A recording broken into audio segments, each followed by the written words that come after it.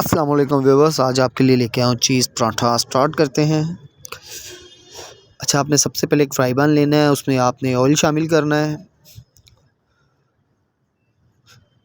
उसके अलावा थोड़ा सा प्याज काट लीजिएगा, वो ब्रीक ब्रीक चॉप करके वो शामिल कर दें। इसमें प्याज को आपने ज़्यादा जलाना नहीं है, ना ही डार्क ब्राउन करना है, बस वाइट कलर ही रहे प्याज का। उसके बाद इसमें हमने चिकन लिया था, उसके रेशे किए हुए वो इसमें शामिल कर लेंगे।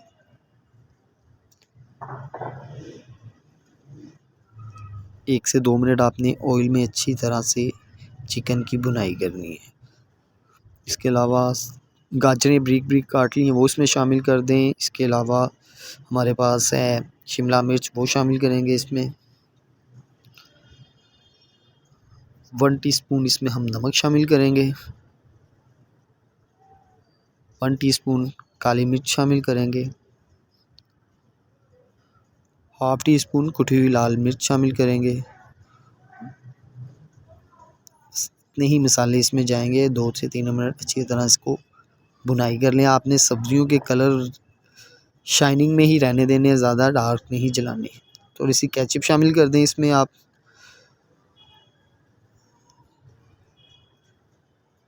सिर्फ 1 मिनट के लिए आपने केचप में मिक्स करना है, उसके बाद आपने इसके उतार लेना है। ठीक है, 1 मिनट हो चुका है। अब दूसरी तरफ चलते हैं। आप जो घर में रोटी बनाते हैं वो आपने तकरीबन 30% आपने पकानी है, 70% आपकी कच्ची रहे। ऐसे 2 पीस बना लेने हैं आपने। इसको अच्छी तरह से इसके ऊपर लगा देंगे।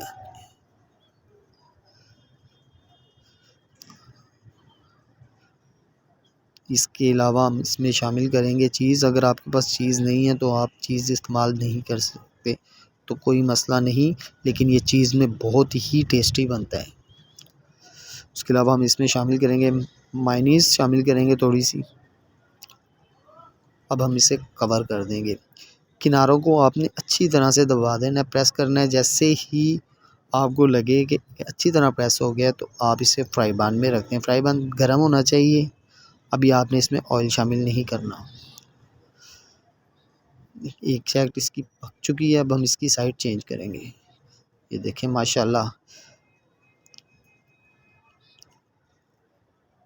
ऑयल जो है वो मैंने रोटी में लगाया हुआ था, मैंने इसमें शामिल नहीं किया। जब मैंने आटा बनाया उसमें मैंने घी शामिल कर दिया था।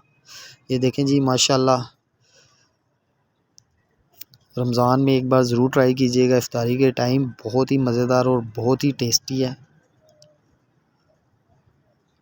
इस तरह से आप इसके 4 पीस कर सकते हैं, जैसे कि ये चीज़ पिज़्ज़ा हो।